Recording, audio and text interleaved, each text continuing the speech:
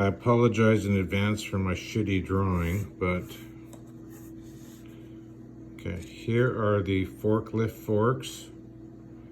Obviously not to scale. Here is your grate.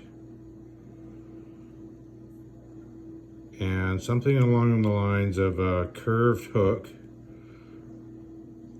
that has a spring going here to keep them closed.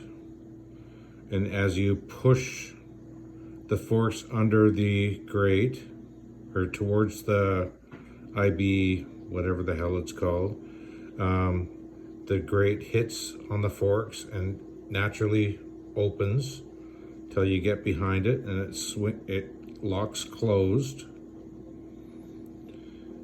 And here is a